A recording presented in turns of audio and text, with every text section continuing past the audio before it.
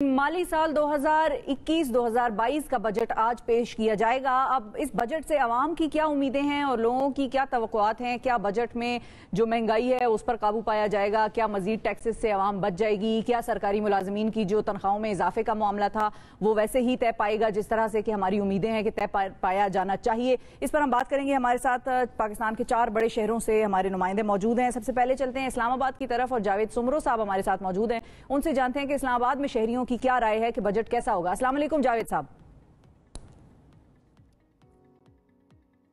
वालेकुम सलाम जी। बहुत शुक्रिया जावेद साहब, प्रोग्राम के लिए वक्त निकाला। आप तो पार्लियामेंट के बाहर मौजूद हैं। ये बताइए कि आपकी जो बातचीत हुई आवाम के मुताबिक आपको क्या लगता है, लोग क्या सोच रहे हैं, बजट कैसा होगा इस साल का? शिफा, अगर हम बात करें पाकिस्तानी अवाम की और ख़ास तौर पर इस्लामाबाद के अवाम की, तो यहाँ पर जितने भी लोग हैं वो इस पे डिफरेंट ऑफ ओपिनियन रखते हैं। डिफरेंस ऑफ ओपिनियन इस वजह से है कि यहाँ पे पाकिस्तान मुस्लिम लीग नून के भी कारकुनान हैं, पाकिस्तान तहरीक इंसाफ के भी कारकुनान हैं, जमात इस्लामी भी है, JUIF भी है। अगर उनसे या मार्केट में जाकर दुकानदारों से जो हमने गुज़िश्ता 2-3 रोज से बात की है उस पर ये लोग ज़्यादातर अगर हम देखें तो ज़्यादा परसेंटेज यही है कि उनकी ये उम्मीदें हैं कि पाकिस्तान तहरीक इंसाफ अपना जो आज तीसरा बजट पेश करने जा रहा है और इस तीसरे बजट में वो पाकिस्तान के अवाम को रिलीफ देंगे।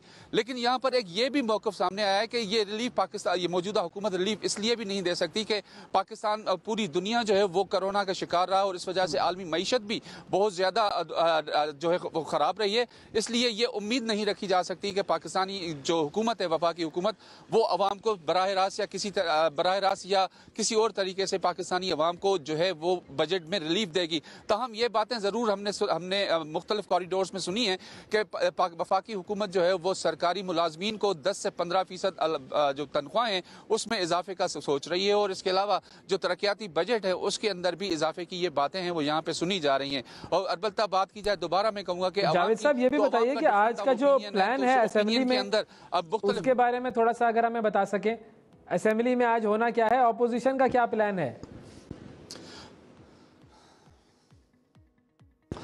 जी अवैस, आज अगर हम बात करें अपोजिशन की तो पार्लियामेंट हाउस में सबसे पहले तो 4 बजे इजलास बुलाया गया है और 2 बजे के बाद तमाम अपोजिशन पार्टियां या जितनी भी पार्लियामेंट्री पार्टीज हैं उनके अपने अपने जो पार्लियामेंट्री इजलास हैं वो भी तलब किए गए हैं। और उसमें अगर मुस्लिम लीग नून की बात की जाए तो शहबाज शरीफ अपनी पार्टी सरबराह होने के नाते वो अपने इजलास की सदारत करेंगे। इसी तरह बिलावल भुट्टो जरदारी हैं, इसी तरह वज़ीर आज़म इमरान खान है जो PTI की जो पार्लियामानी पार्टी है उसका वो वहाँ पर इजलास में जो अपना वहाँ पर उनकी सदारत करेंगे। अलबत्ता एक चीज हमें आज भी यहाँ पर जरूर सोच में आ रही है वो ये कि PTI के अंदर जो जहांगीर तरीन एक ग्रुप बना था उसकी जानिब से हमें अभी तक ये इतलात सामने आ रही हैं कि उनकी जानिब से कोई भी ऐसी कोशिश नहीं की जाएगी जिससे आज जो बजट है उसके अंदर कोई हुकूमती साइड से कोई रखना पेश आए या कोई खलल डाला जाए। इसलिए इम्कान यही कि अब पैदा हो रहा है कि हुकूमत की जानिब से बिल्कुल क्लियर कट।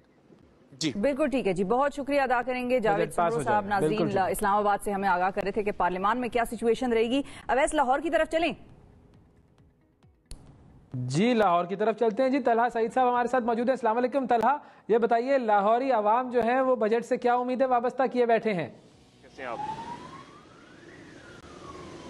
जी बिल्कुल, वैसे अगर बजट की बात की जाए तो जैसे कि इस टाइम पिछले जो जितने भी साल गुजरे PTI हुकूमत के अवाम को इतना ज़्यादा रिलीफ नहीं दिया गया। इसी वजह से अवाम की जानिब से अभी भी एक्सपेक्टेशन जो है वो कुछ ऐसी ही सामने आ रही हैं। लोग यही कह रहे हैं कि PTI हुकूमत जब हुकूमत में आई तो उससे पहले जो वादे किए गए थे वो वादे पूरे नहीं हुए और इसी वजह से अब ये उम्मीद रखना भी जो है वो फजूल है कि अवाम को इस बजट के अंदर कोई रिलीफ दिया जाएगा। लोगों का यही कहना है कि इस बजट के अंदर भी जो है वो मजीद महंगाई के बम जो है वो अवाम के ऊपर छोड़े जाएंगे और जिस तरह से कोविड की सिचुएशन रही है और पाकिस्तान की जो मईशत है तो उसके हवाले से हुकूमती अहदेदारान का तो यही दावा है कि इंडिकेटर्स अच्छे हैं, लेकिन दूसरी जानिब अपोजिशन जो है वो मुसलसल एक ही बात के ऊपर मुजर है कि जो जितना भी जो पाकिस्तान की मईशत है उसके अंदर वो इतनी बेहतर सूरत हाल नहीं है जितना कि हुकूमत दावे कर रही है। और आवाम भी जो है वो इस टाइम अपोजिशन की बातों के ऊपर ज्यादा यकीन रखती हुई दिखाई देती है और आवाम का यही कहना है कि जिस तरह से पहले जो कुछ सालों के अंदर PTI की हुकूमत आवाम को रिलीफ नहीं दे सकी, आगे भी ऐसी ही कुछ आवाम को उम्मीद है कि जो मजीद जो अशिया ज़रूरिया की चीज़ें हैं उनकी कीमतें जो हैं वो लोगों को यही इम्कान है कि शायद मजीद भी बढ़ सकती हैं। जी बिल्कुल ठीक है जी। तलहा ये बताइए कि लाहौर में अगर कीमतों की हम बात करें, क्विकली आप बता सकते हैं कि कौन सी ऐसी चीज है जो इस वक्त लाहौर में जरूरत से ज्यादा महंगी बिक रही है और आवाम परेशान है उस महंगाई की वजह से?